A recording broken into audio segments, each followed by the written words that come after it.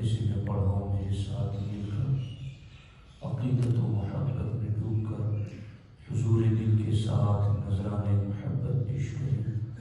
الصلاۃ والسلام علیک یا رسول اللہ،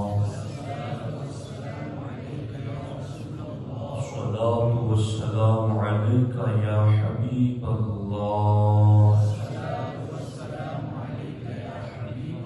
الصلاۃ والسلام علیک یا نبی اللہ، وعلی آلک واصحابک یا نور اللہ،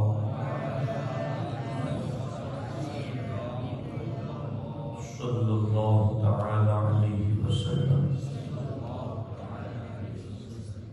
دوستان محترم، رزق میں برکت کے اسباب، اس عنوان پر ہماری گفتگو چل رہی ہے۔ اللہ رب العزت قرآن مجید میں ارشاد فرماتا ہے، وَمَا أَنفَقْتُم مِّن شَيْءٍ فَهُوَ يُخْلِفُهُ، کہ تم اللہ کی راہ میں جب خرچ کرتے ہو فَهُوَ يُخْلِفُهُ، تو اللہ تبارک و تعالی اور بڑھا کر تمہیں عطا فرماتا ہے۔ تو رزق میں برکت کا ایک سبب راہ خدا میں خرچ کرنا بھی ہے۔ جس طریقے سے ایک کنواں اگر پانی دیتا رہتا ہے تو رب اسے روز نیا تازہ پانی عطا فرماتا ہے، اور اگر کنواں آگے پانی دینا بند کر دیتا ہے تو وہ جتنا ہے اتنا ہی رہتا ہے، اور اس میں بھی بدبو شروع ہو جاتی ہے۔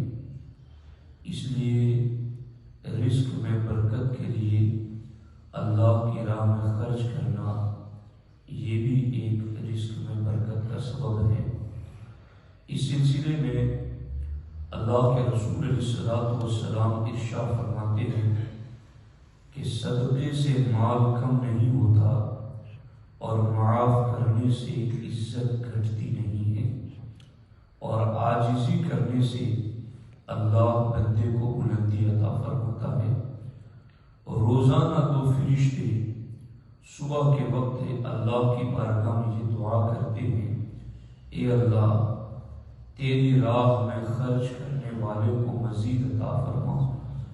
تو اللہ کی راہ میں دینا یہ رزق میں برکت کا ایک سبب ہے۔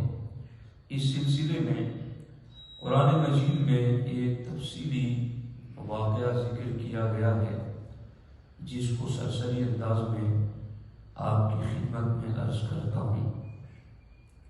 ملک یمن میں شہر صنعاء سے 6 میل کی دوری پر ایک باغ تھا، جس باغ کا مالک نہایت پارسا اور پرہیزگار اور سخی تھا۔ اس کی سخاوت کا معاملہ یہ تھا کہ جب بھی وہ اپنے باغ کی طرف جاتا تو فقیروں کو، غریبوں کو ساتھ لے کر جاتا۔ قرآن میں مالداری کے سلسلے میں باغ کا ذکر اکثر جگہ پر اس لیے کیا گیا ہے کہ اس دور میں جس کا باغ ہوتا تھا اسے ہی سرمایہ دار سمجھا جاتا تھا کہ یہ بڑا مالدار شخص ہے۔ تو وہ باغ کا مالک شہر صنعاء سے 6 میل کی دوری پر جب بھی وہ اپنے باغ جاتا تو غریب و فقیروں کو دعوت دیتا، چلو میں جا رہا ہوں، میرے ساتھ چلو۔ اس کے ساتھ چلنا شروع ہو جاتے۔ تو رات بھر میں جتنے بھی پھل اس کے درختوں سے نیچے گرے ہوتے وہ فقیروں کو کہہ دیتا، سارے تم چن لو، یہ تمہارے ہیں، اور وہ سارے کے سارے پھل انہیں عطا کر دیتا۔ اس کے بعد جب پھل توڑنے کا وقت آتا تو پھل توڑتے وقت بھی جتنے پھل زمین پر نیچے گر جاتے وہ سارے بھی وہ سخی غریبوں کو عطا کر دیتا، اور جتنے پھل توڑ کر کے باضابطہ ایک جگہ جمع کیے جاتے تو اس میں سے بھی وہ 10واں حصہ غریبوں کو عطا کر دیتا۔ یوں بڑا سخی اور قریب شخص تھا، مگر جب اس کا انتقال ہو گیا تو اس کے 3 بیٹے تھے۔ اب انتقال کے بعد جب وراثت میں وہ باغ 3 بھائیوں کے آیا تو ان تینوں نے اب آپس میں مشورہ شروع کیا کہ ہمارے والد صاحب تو اکیلے تھے، اس لیے وہ بڑا بانٹا کرتے تھے، لیکن ہم تو 3 ہیں اور ہمارے بھی پھر کہیں ہیں آگے، تو ہم اب اس طرح سے اگر والد صاحب کی طرح سخاوت کریں گے تو ہمارے پاس کیا بچے گا؟ تو سخاوت کرنے کو انہوں نے سمجھا کہ ہم خرچ کریں گے تو کم ہو جائے گا، حالانکہ ضابطہ کیا ہے؟ رزق میں برکت اس کی ہوگی جسے رب کی راہ میں خرچ کرنے کی توفیق ملے گی۔ اب انہوں نے سوچا کہ ہم خرچ نہیں کریں گے تاکہ زیادہ ہمارے پاس رہے۔ اب اللہ رب العزت نے قرآن مجید میں ارشاد فرمایا اِنَّا بَلَوْنَاهُمْ كَمَا بَلَوْنَا أَصْحَابَ الْجَنَّةِ۔ رب عز و جل قرآن مجید میں ارشاد فرماتا ہے کہ ہم نے انہیں آزمایا جس طریقے سے ہم نے باغ والوں کو آزمایا تھا۔ اب یہ باغ والوں کو ایسے آزمایا تھا اللہ تعالیٰ نے کہ یہ تینوں بھائی جب ان کا باغ پک کر کے بالکل تیار ہو گیا تو اب ان تینوں نے آپس میں مشورہ کیا۔ مشورہ یہ کیا کہ فَانْطَلَقُوا وَهُمْ يَتَخَافَتُونَ، چپکے سے چلو تاکہ کسی غریب کو پتہ نہ چلے کہ یہ لوگ باغ جا رہے ہیں۔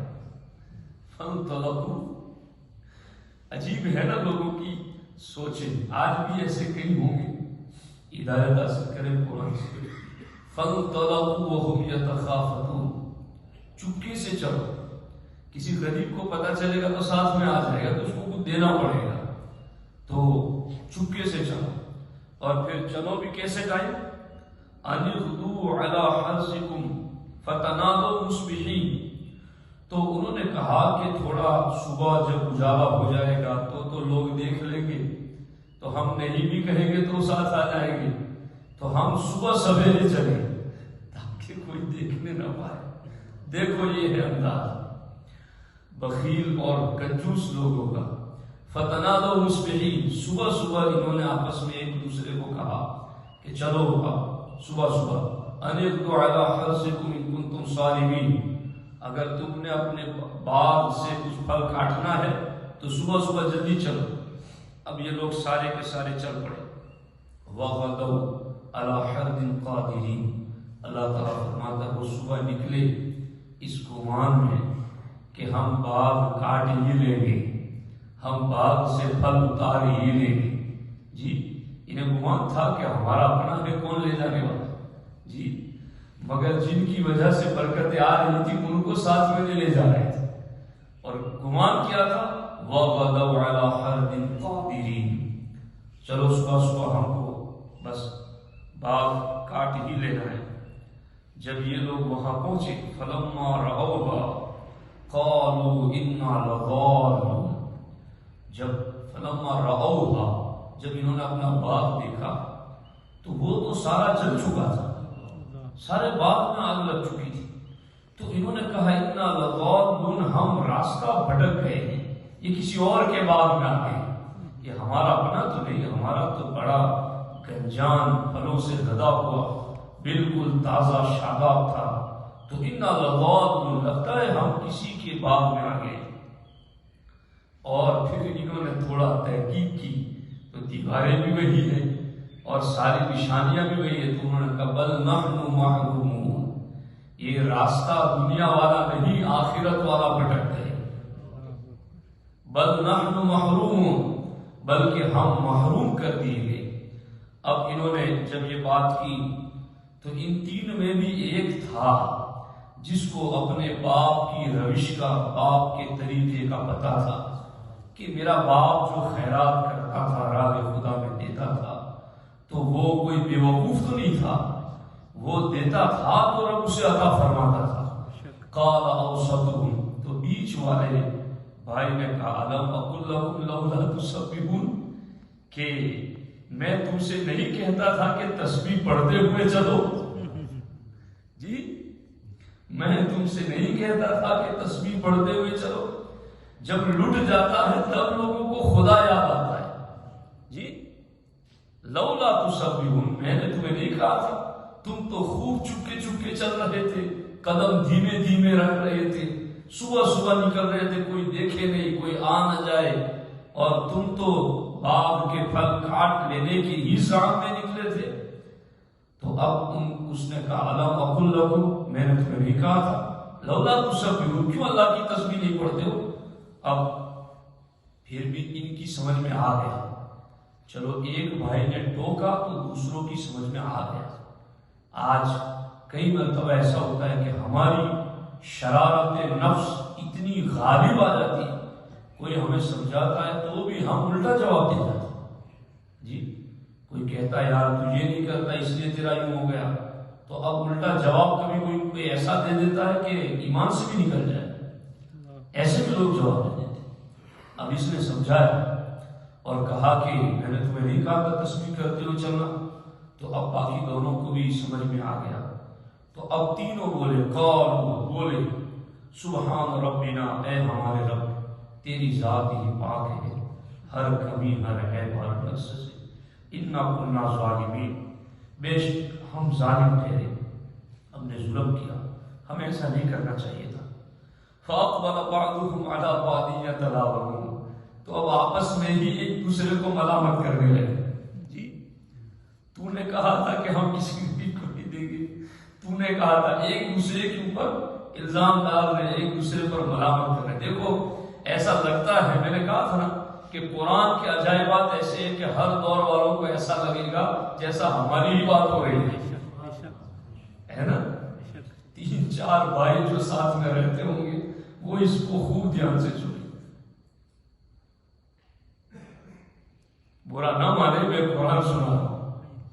جی فَأَقْبَلَ بَعْضُهُمْ عَلَى بَعْضٍ يَتَلَاوَمُونَ، ایک دوسرے کو ملامت کرتے ہوئے ایک دوسرے کی طرف متوجہ، قالوا، پھر بولے، یا ویلنا انا کنا طاغین، ہائے افسوس، ہائے خرابی، بے شک ہم نے سرکشی کی، نافرمانی کی۔ لیکن اب انہوں نے، اچھا یہ جب چلے تھے تو ان کی ایک پوزیشن یہ تھی کہ انہوں نے کہا تھا اذ اقسموا لیصرمنها مصبحین، انہوں نے قسمیں کھائی کہ کل صبح تو بس کھیت کاٹ ہی لینا ہے۔ جی کل صبح تو بس آئے جائے گا، لوگوں کو یقین ہوتا ہے نا اپنا تو کاروبار ہے، بس آ ہی جائے گا۔ اذ اقسموا لیصرمنها مصبحین، ضرور بھی ضرور کل تو ہم پھل کاٹ ہی لیں گے۔ ولا یستثنون، اور اللہ تعالیٰ فرماتا انہوں نے انشاءاللہ بھی نہیں کہا۔ جی وہ ایک لطیفہ آپ نے سنا ہوگا، ایک آدمی گھوڑا خریدنے گیا، جا رہا تھا، جیب میں پیسے لیے، درمیان میں مولانا صاحب سے ملاقات ہوگی، کہا کدھر جا رہا ہوں؟ کہا گھوڑا خریدنے جا رہا ہوں۔ کہا کہو انشاءاللہ۔ کہا انشاءاللہ کیوں کہوں، میری جیب میں پیسے ہیں، دیکھو یہ پیسے، انشاءاللہ نہیں بول رہے تھے۔ تو اب جب وہ گیا تو اس نے گھوڑا دیکھا، سواری کی، پسند آیا، قیمت طے کی، جیب میں ہاتھ ڈالا، پیسے نکالنے کے لیے جیب ہی کٹ چکا تھا، پیسے واپس آیا۔ پھر مولانا سے ملاقات ہو گئی، مولانا صاحب نے پوچھا کیا ہوا، گھوڑا خریدا؟ کہا حضور بس آپ سے میں انشاءاللہ جدا ہوا، پھر اس کے بعد آگے انشاءاللہ میں نے گھوڑا دیکھا، پھر انشاءاللہ میں نے سواری کی، اور پھر اب ہر جملے کو اس کی انشاءاللہ۔ تو اب سمجھ میں آ گیا کہ یہ انشاءاللہ کیوں آ رہی ہے۔ تو یہ باغ کاٹنے والے بھی ولا یستثنون، بغیر کسی انشاءاللہ کے چلے تھے کہ ہم انشاءاللہ کیوں بولیں۔ اللہ تعالیٰ نے قرآن میں فرمایا وَلَا تَقُولَنَّ لِشَيْءٍ إِنِّي فَاعِلٌ ذَلِكَ غَدًا إِلَّا أَن يَشَاءَ اللَّهُ، ہرگز یہ نہ کہو إِنِّي فَاعِلٌ ذَلِكَ غَدًا کہ میں کل یہ کام کروں گا، مگر یہ کہو کہ انشاءاللہ میں یہ کام کروں گا۔ تو اب یہ باغ کے پھلوں میں، اپنی امیری میں اتنے سرمست تھے کہ انہیں انشاءاللہ بھی یاد نہ رہا، اور قسمیں اس بات کی کھا رہے تھے کہ ہمیں کاٹ ہی لینا ہے۔ اب یہ ساری چیزیں ان کی اکٹھا تھی۔ اب پھر انہوں نے آپس میں جب باغ کا منظر دیکھا تو ملامت کرنے کے بعد پھر کہا عسیٰ ربنا ان یبدلنا خیرا منہا انا الی ربنا راغبون۔ چلو لٹنے کے بعد بھی اگر کسی کو خدا یاد آ جائے تو یہ بھی غنیمت ہے کہ چل مصیبت جھیل کی ہی تجھے خدا تو یاد آیا، مگر اس سے بھی بڑا محروم وہ ہے جو مصیبتوں میں گھر کر کے بھی اپنے رب کو یاد نہ کرے۔ اس سے بڑا محروم کون ہو سکتا ہے؟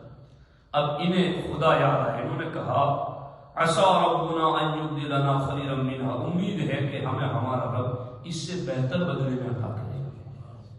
انا الی ربنا راغبون، بے شک اب تو ہم اپنے رب ہی کی طرف رغبت کر رہے ہیں۔ اب اللہ تعالیٰ نے ایک جملہ فرمایا جو میرے آپ کے سب کے لیے، قیامت تک کی امت کے لیے یہ واقعہ تو بیان کیا، مگر اب اللہ نے فرمایا کذالک العذاب، مار ایسی ہی ہوتی ہے، وَلَعَذَابُ الْآخِرَةِ أَكْبَرُ، اور بے شک آخرت کی مار سب سے بڑی ہے۔ لَوْ كَانُوا يَعْلَمُونَ، کیا ہی اچھا ہوتا کہ لوگ جان جاتے۔ تو دوستان محترم، رزق میں برکت کا ایک سبب یہ ہے کہ بندہ اللہ کی راہ میں خرچ کرے تو رب اسے مزید عطا کرتا ہے۔ اس پر ایک وظیفہ بھی ہے، چونکہ اب یہ موضوع انشاءاللہ اسٹاپ کریں گے، اس پر بہت زیادہ باتیں کل سے پھر اور بھی ٹاپک پر ہمیں گفتگو کرنی ہے۔ ایک وظیفہ میں اور بھی آپ کے سامنے عرض کر دیتا ہوں کہ اگر کسی کو کوئی بھی نقصان پہنچے اور اس نقصان میں جو چیز تلف ہو جائے، ختم ہو جائے، ہلاک ہو جائے، اس وقت ہمیں کیا کرنا ہے؟ حضرت ام سلمہ رضی اللہ تعالیٰ عنہ، ان کے شوہر تھے ابو سلمہ۔ ابو سلمہ ایک دن گھر آئے تو ام سلمہ نے دیکھا کہ بہت خوش ہیں، کہا میرے سردار آپ بہت خوش ہیں، کہا آج حضور نے ایک وظیفہ دیا اس لیے میں بہت خوش ہوں۔ کیا وظیفہ دیا؟ کہا سرکار نے فرمایا ہے کہ جب بھی کوئی مصیبت آئے تو تم اللہم اجرنی فی مصیبتی واخلف لی خیرا منہا اور انا للہ و انا الیہ راجعون، یہ دونوں اگر تم پڑھ لو گے تو مصیبت میں جو چیز تم سے ہلاک اور ختم ہو گئی، اس دعا پڑھنے پر اللہ تمہیں اجر عظیم بھی دے گا اور اس ختم اور فوت ہو جانے والی چیز سے بہتر اللہ تمہیں عطا کرے گا۔ تو ام سلمہ نے یاد کر لیا یہ وظیفہ۔ اس کے بعد انہی کے شوہر ابو سلمہ ہی کا انتقال ہوا، تو اب بیوی کو یاد آیا کہ میرے شوہر کا انتقال ہو گیا، تو انہوں نے انا للہ و انا الیہ راجعون بھی پڑھا اور اللہم اجرنی فی مصیبتی واخلف لی خیرا منہا، یہ وظیفہ بھی انہوں نے پڑھ لیا۔ اب ان کا یقین تھا کہ مجھے اجر عظیم تو ملے گا ہی، مگر میرے شوہر ابو سلمہ سے بہتر شوہر مجھے کون ملے گا؟ تو ان کا یقین اس وقت اور مزید کامل ہو گیا جب ان کا نکاح نبیوں کے امام سے ہو گیا، جب ان کا نکاح سرکار دو عالم صلی اللہ علیہ وسلم سے ہوا۔ تو آپ لوگ بھی یہ اس کو یاد کر لیجئے اور اس کو جب بھی کوئی مصیبت آئے، چونکہ انسان کی زندگی ایسی میں یہ تو نہیں کہتا کہ اللہ مصیبتیں ڈالے، اللہ ہر کسی کو مصیبت سے بچائے، لیکن چونکہ انسانی زندگی ہے کبھی چھوٹی بڑی آ جاتی ہیں مصیبتیں، تو اس پر یہ دعا پڑھ کر کے یقین رکھیں کہ اجر عظیم بھی ملے گا اور جو چیز فوت ہو گئی اللہ اس سے بہتر بھی عطا کرے گا۔ اللہ کریم کی بارگاہ میں دعا ہے رب ذوالجلال ہمیں ان باتوں پر عمل کی توفیق عطا فرمائے۔ بسم اللہ الرحمن الرحیم، اللہم صل علی سیدنا و مولانا محمد وآلہ واصحابہ وآلہ وسلم۔ اللہم ربنا آتنا فی الدنیا حسنہ وفی الآخرۃ حسنۃ وقنا عذاب النار۔ اللہم رب اغفر لی ولوالدی وللمؤمنین یوم یقوم الحساب۔